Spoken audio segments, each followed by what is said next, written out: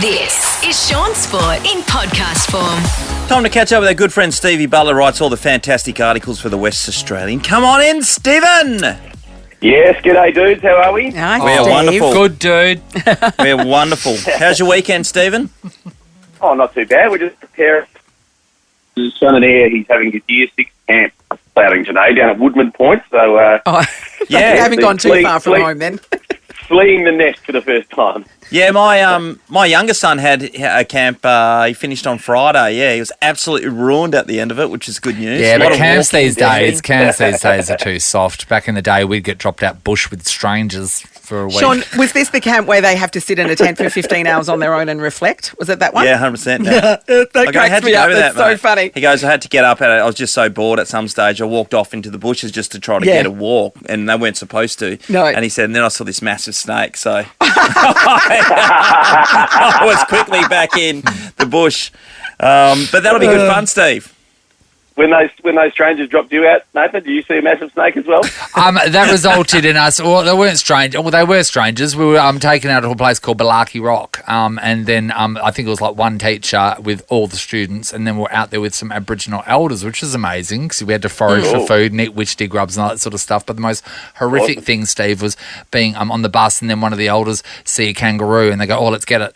So then they jump out there and they get it, and then they bring back its tail, which I had to hold on to, and it still had nerve endings, and I was holding Quivering. this severed bloody Yeah, tail that this- was wiggling around in This my is starting to hands. explain a lot. was- This is explaining a lot. And I've never held anything in my hand like that before. Again. Everything makes sense. Yeah, everything makes sense now. Steve, the WA Hall of Legends night is on tonight, Steve. Tell us about that. Well, the Hall of Champions, it is. Hall of Champions? Annually they induct and elevate some legends as well, and tonight there will be 2 special elevations to legend status in West Australian sport. There's only ever been 11 so far in the Hall of Champions. Whoa. And tonight the legends will be joined by Justin Langer, Oh, yeah. whose legacy is huge and should still be wavering on with the Australian cricket team if they were smart, but they're not, obviously. Mm. And Jill McIntosh, the netball Oh, great yeah. from WA, is also being elevated as the 12th and 13th legends in the WA Hall of Champions. And there'll be 2 inductees as well. One Shaun would know well, in Ken McCauley, Noddy McCauley. Yeah, I saw you did an article about Ken on the weekend, Steve. Well done. Yeah, so he'll be inducted tonight, and along with Bill Kirby, the swimming champion from the Sydney Olympics. So Oh, yeah.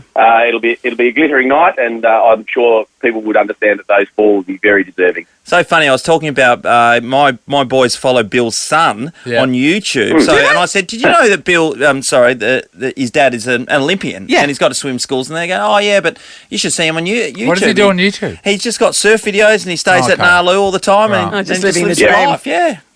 He's Well, more Bill's famous still a than very him. keen surfer as well, and in fact, when he missed out on the Atlanta Olympics by 0.2 of a second, he went down to Margaret River with his chronic fatigue and glandular fever and was pretty ill, and he spent 6 months surfing in Margaret River, and that actually fueled his fire to go on and win that famous relay. And when you think 2 WA boys in Bill Kirby and Todd Pearson were in that relay yeah. alongside Ian Thorpe and Michael Klim, and they actually knocked out Grant Hackett to be a part of that, and Daniel right. Kowalski as well. So they knocked out Daniel Kowalski and Grant Hackett to be a part of that relay. That's pretty significant, isn't it? Yeah. Yeah, that's huge. Fantastic. Pretty good reserve bench. Yeah. Absolutely. Well, when they're seen as sort of nobodies, and you think of who they actually knocked out, Yes. they're very much somebodies. Yeah, absolutely. And Steve, we saw the Wildcats just quickly get back on track, mate. Yeah. Thank God, hey?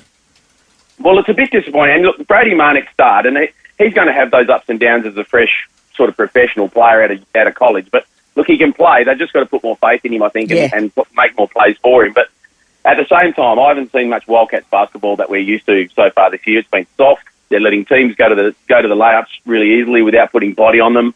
I've been really disappointed in watching this brand sort of unfold. That's really nothing, because the Wildcats have always stood for something.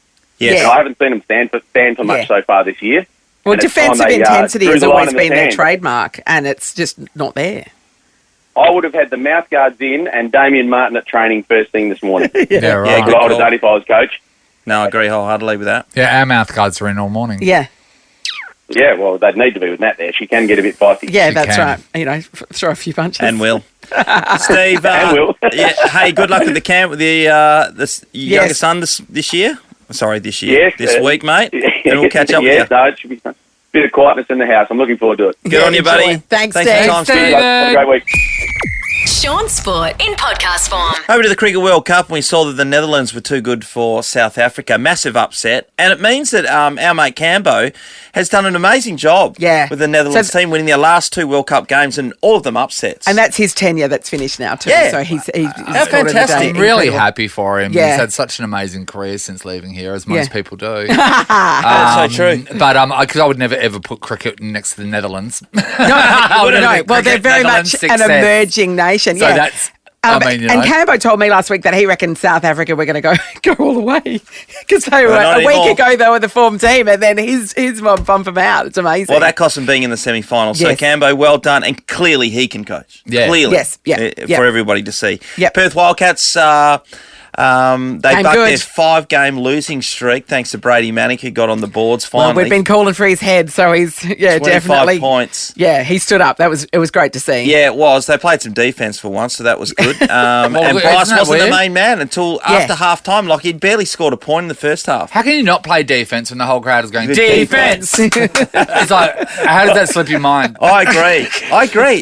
Nathan, they've been giving up points left, right and centre. So they've got 2 weeks off now because the Australian Boomers are going to play in the Middle East. Mitch is on his way now. They're as World we Cup speak. qualifiers. So Todd Blanchfield, who's been playing terrible, he's part of that squad as well. Mitch is a part of that squad, so we wish them all Luke the Travers best. pulled out. He's not going now. Yeah, no, he doesn't. He's not going because he Load believes management. his load is too much. Oh, as many do. Yeah. The New York City Marathon was on just yesterday, and it's the first time they've had it in full capacity for a number of years because of the COVID situation. And a guy called Daniel Do Nascimento was winning by quite some while, right? He was right out in front. And the men run a marathon like you're doing a 100-metre sprint. Yeah. They are flying. Yeah. They do it in a smidge over 2 hours. That's Well, quick. I mean, That's in quick. New York City, you're always running from something, aren't Yeah, you? that's So they get the train again. So along the course, they have toilets, which no one uses because they're running a marathon. Yeah. They're going to be dehydrated. Well, anyway, Daniel decided he was busting so much, despite him winning by quite a while, he needed to go to the dunny. So he stopped off, went into the toilets, was in there for a considerable amount of Okay, time. so do you reckon he was like snapping one off? I felt like he was. Okay. And then another guy called Evans Chibet started closing in on him. Well, he quickly got out of the dunny, started running along a bit more. And then I don't know if it was dehydration or cramp. Sometimes when you can't get it out, you don't feel too good. He fell to the floor, not far out from the 10 finish. Ks from the end, yeah. And that's just a sprint for them. 10 Yeah, Ks that's is a right. sprint. Yeah. Snap. So while he was in the toilets, were there cameras on the toilet waiting for him to get out? Because that's a lot of pressure. Yeah, there was. There was. Like, There was. Even if you're in the stall ever and someone else walks in, that's a lot of pressure. Like, knowing there's a camera crew filming. Yeah, guy. there's full commentary. Here's Daniel. Oh, he's stopping off to, looks like, go to the toilet. It was all that kind I of mean, stuff. it is a bit. I've never seen that from the lead. You see it from the people down the back, but from the lead runners, that's very unusual. Yeah, it'd be like watching, the Formula One and then someone pulling into a roadhouse and grabbing a cheese sausage. Exactly. What is happening? So true. Oh, now Daniel Ricciardo's come out with a choc chill and a cheese sausage. Lasagna topper. Interesting. And finally, the World Series of Baseball ended yesterday because the Houston Astros were the ones who got up over the Got it Phillies done. yesterday.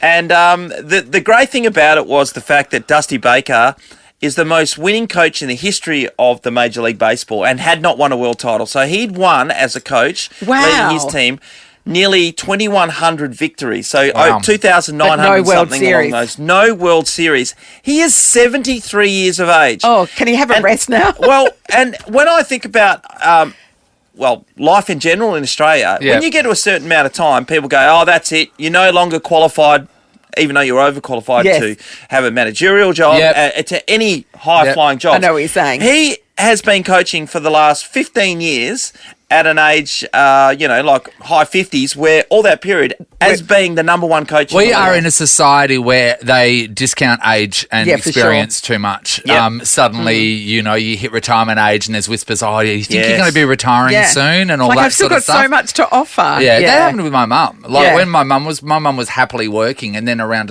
retirement age, suddenly they went, "Oh, Marlene, are you feeling like you want to retire now?" No. And mum was like, "No, I'm all fine." Anyway, 6 months later. Redundancy. Yeah. It's Yeah. disgusting. Yeah, I agree, Nathan. Does The she one want to thing- coach a baseball team? She'd do really well. Well, one thing you see in American sport in particular is that Yes. that's what happens. You go and watch university teams. They're coached by some guys in their late 60s, 70s, and that's not odd. I'd like to see that remain here. I remember AFL coaches, he's over the hill, he's 55 or something. You're like, are you kidding? Hang on. 20 more years and these guys are still coaching the top level sport around the world.